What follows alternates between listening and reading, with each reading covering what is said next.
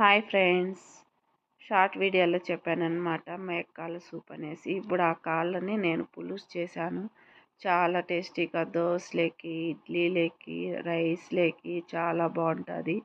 నేను ఏమేమి తీసుకున్నానంటే ఆనియన్, పచ్చిమిరపకాయలు బాగా పేస్ట్ చేసుకున్నాను. ఇదంతా బాగా పేస్ట్ చేసుకొని పక్కన పెట్టుకోవాలి. ఇప్పుడు మళ్ళీ టమోటాలు అన్నమాట. టమోటాలు ఒక 3 తీసుకున్నాను. ఇవి కూడా బాగా పేస్ట్ చేసేసి ఇంకా పక్కన పెట్టుకోవాలి. కొంచెం సాల్ట్ వేసేసుకొని ఇవన్నీ బాగా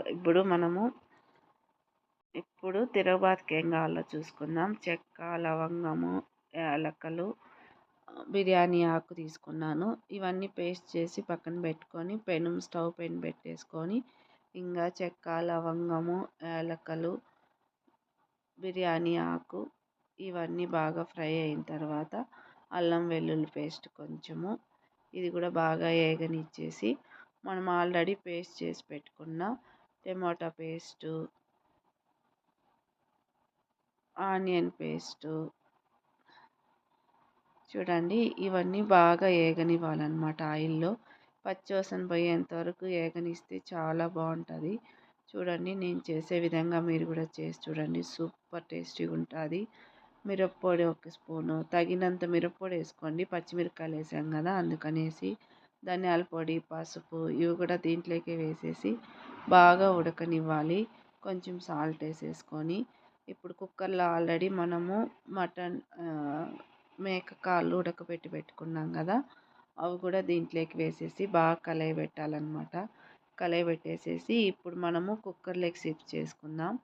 ఇదంతా కుక్కర్లో వేసుకొని నేనైతే 3 గ్లాసులు వాటర్ వేసాను అనమాట. ఇది బాగా ఉడకాలి కదా మసాలా అంతా పట్టేదానికి. అందుకనేసి ఒక 2 గ్లాసులు 3 గ్లాసులు వాటర్ వేసుకొని తగినన్ని మిరియాల పొడి కొంచెం వేసేసి ఇంకా విజిల్కి పెట్టేశాను అనమాట. ఒక 3-4 విజిల్స్ వచ్చాయి. చాలా టేస్టీగా చాలా బాగా వచ్చింది కూర అయితే. నాకు చాలా బాగుండింది. జలుబుకి దగ్గుకి తగినంత కారం వేసుకొని మిరియాల పొడి వేసుకొని కొత్తిమీర చల్లుకొని తిన్నామనుకో సూపర్గా ఉంటుంది ఫ్రెండ్స్. మీరు కూడా ఇలాగే చేసి చూడండి, చాలా బాగుంటుంది. నేనైతే 4 విజిల్లు పెట్టాను అనమాట.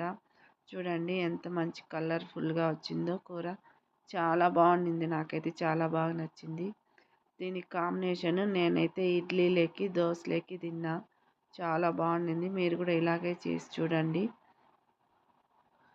చూడండి ఎంత బాగా ఉడికిందో, మంచి కలర్ వచ్చిందనమాట. లాస్ట్లో ఇంక కొత్తిమీర తీసేసుకొని ఇంకా తినేసామన్నమాట. సూపర్ టేస్టీగా ఉండింది.